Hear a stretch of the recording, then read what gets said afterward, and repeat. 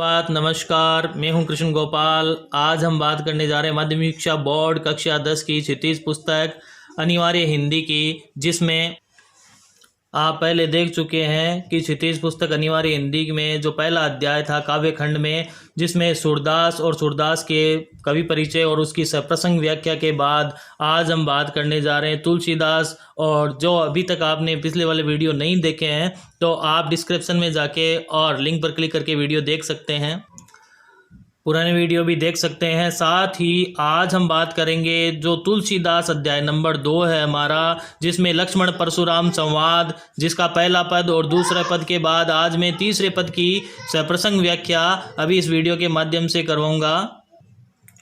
लक्ष्मण परशुराम संवाद में अपन जैसा कि पिछले वीडियो में देख चुके हैं कि लक्ष्मण परशुराम संवाद में पद 1 और पद 2 की मैं सप्रसंग व्याख्या करवा चुका हूँ कि शिव का धनुष टूटने पर लक्ष्मण और जो परशुराम का संवाद होता है और परशुराम अत्यधिक क्रोधित हो जाते हैं और उसी पर लक्ष्मण जो परशुराम जी पर हंसकर व्यंग्य कसते हैं। और आगे तीसरे पद की आज हम इस वीडियो के माध्यम से व्याख्या करने जा रहे हैं, जो कि तीसरा पद अपना है। बैसी लखुन बोले मृदवानी, अहो मुनीसु महाभटमानी, पुनि पुनि मोहि दिखाओ कुटारू, चहत उड़ावनी फूकी पहारू।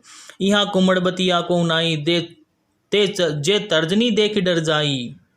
जे तर्जनी देख डर जाई के बाद में देखेंगे कि देखी कुठारू सरासन बाना, मैं कछु कहा सहित अभिमाना, भृगुसुत समझियो जनेऊ बिलो की, जो कछु कहू सहस्री सुरो की। सुर महिसुर हरिजन अरुगाई, हमरे कुल इन पर न सुराई।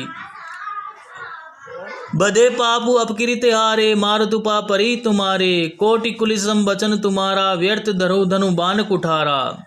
जो बिलो की अनुचित कहूँ क्षमु महाबुनि धीर, सुनी सरोष भृगुवंश मणि, बोले गिरा गंभीर।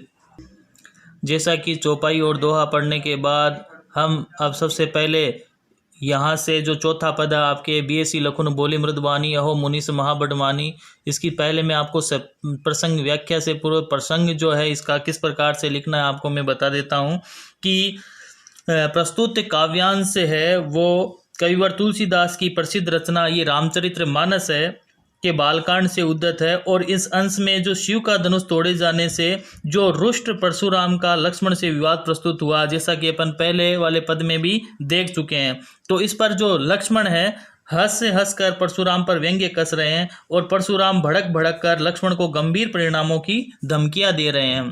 तो उन्हीं का यहाँ पर वर्णन है। तो आगे हम देखते हैं, इसकी एक एक लाइन को समझ के इसकी व्याख्या करते हैं।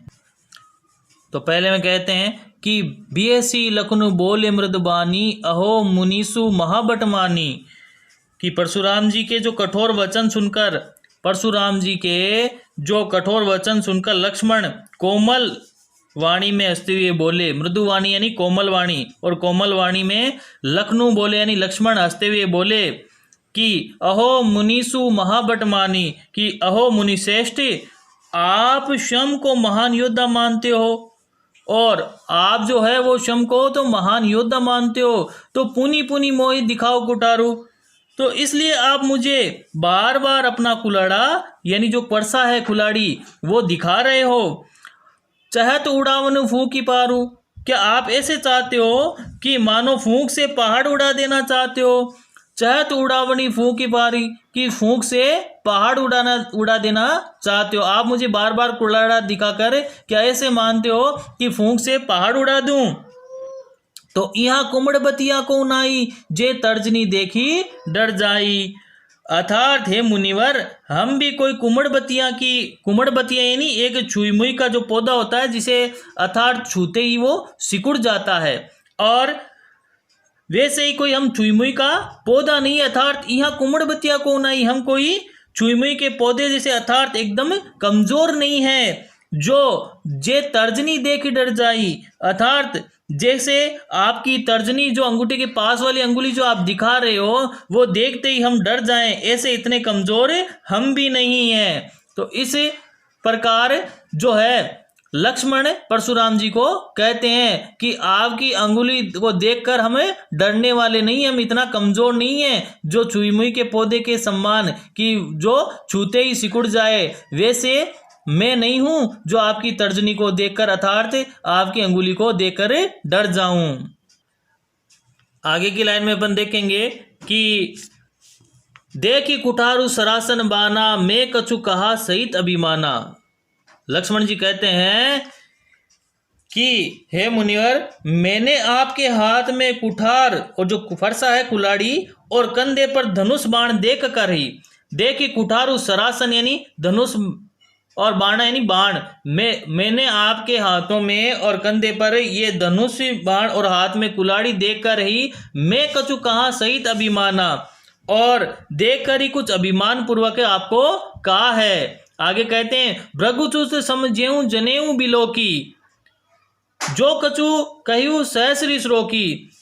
यानी कि मुनिवर, आपको भृगुपुत्र समझकर ही मैंने, भृगुश्रुत यानी भृगु के पुत्र समझकर ही, समझो यानी समझकर ही, और जनेऊ बिलो की, जो ब्राह्मण लोग जो जनेऊ धारण करते हैं अर्थात आपके जो गले में और सीने पर जो मैंने यज्ञोपवीत देखा है, जनेऊ यज्ञोपवीत जो जनेऊ देखकर ही अर्थात आपको ब्राह्मण समझकर ही आपके द्वारा कही गई अनुचित और उचित बातों को सुनकर मैं अपना क्रोध है वो मैंने रोककर रख रखा है, रिस रोकिया, क्रोध रोककर रखा है, और सहू यानी सहन किया है उसको, जो भी आपने कहा है उचित और अनुचित उसको मैंने सुना है और सुनकर अपने क्रोध को रोक रखा है, क्योंकि मैंने आपको जो भृगु वंश के पुत्र है समझकर ही और आपको ब्राह्मण समझकर ही अपनी क्रोध को मैंने रोक कर रखा है। लक्ष्मण ऐसी बात कहते हैं।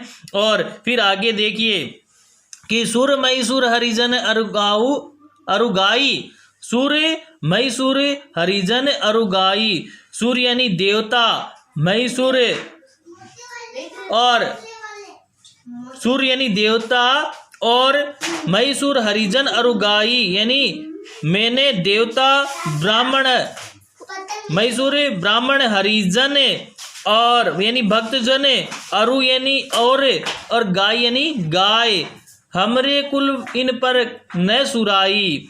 और साथ ही बताते हैं कि हमारे कुल में इन चारों पर, यानी कि इन चार कौन, देवता ब्राह्मण भक्तजन और गाय, देवता सूर्य मैसूरी और हरिजन और गाय, इन चारों पर न सुराई यानी सूर्य का प्रदर्शन नहीं करते। सुराई का मतलब सूर्य वीरता का प्रदर्शन हम इन पर नहीं करते, अर्थात हमारे कुल में इन चारों पर हम कभी हमला नहीं बोलते हैं और वीरता इन पर सूर्य प्रदर्शन नहीं करते हैं। तो इन्हीं में से आप एक ब्राह्मण हो तो आपको ब्राह्मण समझकर मैंने नहीं मारा है। और बदे पापु अपकृत हारे, यदि मुझसे आप जैसे ब्राह्मण का वध हो जाए तो मुझे पाप लगेगा, मार दूं पाप परे ही तुम्हारे, यदि मैं आपसे हार भी जाऊं तो अपयश मिलेगा, इसलिए यदि आप मुझे मार भी दे तो भी मुझे आपके पैरों में पड़ना पड़ेगा। मार तू पाप परी तुम्हारी, यदि आप मुझे मार भी दोगे तो मैं आपके पाँव पड़ना पड़ेगा, क्योंकि बदे पाप अपकृत हारे, क्योंकि यदि मुझे पाप लगेगा आपके वध करने से, यदि आपसे हार जाऊं तो अपयश मिलेगा, इसलिए मार तू पाप परे तुम्हारे, यदि आप मुझे मार भी दोगे तो भी मुझे आपके पाँव में पड़ना पड़ेगा। और कोटि कुलिस सम वचन तुम्हारा, व्यर्थ धनु धनु बाण कुठारा। हे परशुराम, आपके तो वचन ही करोड़ों वज्र के समान कठोर है। लक्ष्मण कहते हैं कोटि कुलिस सम वचन तुम्हारे, करोड़ों वज्र कठोर, वज्र के समान वचन तुम्हारा, आपके तो वचन ही करोड़ों वज्र के समान कठोर है। तो व्यर्थ धनु धनु बाण कुठारा, तो फिर आपने ये धनुष और बाण व्यर्थ में ही क्यों धारण कर रखे हैं? इसलिए इन्हें देखकर यदि मैं कुछ अनुचित कह दिया है तो हे धैर्यशाली मुनि, जो बिलो की अनुचित कहूं क्षमु महामुनि धूर, यानी फिर भी यदि आपने ये धनुष बाण धारण कर रखे हैं और मैंने ये देखकर यदि मैंने कुछ अनुचित कह दिया है तो हे धैर्यशाली मुनि महामुनि, हे धैर्यशाली महामुनि मुझे क्षमा कर देना, क्षमो महामुनि धीर मुझे क्षमा कर देना। सुनी सरोस भृगुवंश मणि बोले बीरा गिरा गंभीर। ये सुनकर लक्ष्मण के व्यंग्य वचन सुनकर भृगुवंश मणि परशुराम क्रोध सहित गंभीर वाणी में बोले। कौन? भृगुवंश अर्थात भृगुवंश मणि का मतलब परशुराम। परशुराम जी क्रोधवाणी में बोलते हैं। तो ये रहा अपना तीसरे पद की सप्रसंगी व्याख्या। विशेष में आप ये लिखेंगे कि ये जो यहाँ पर जो भाषा है इस पद की वो अवधी भाषा है और साथ ही दोहा और चौपाई छंद का सुंदर प्रयोग किया गया है और व्यंग्य में जो संवाद शैली का यहाँ पर प्रयोग किया गया है।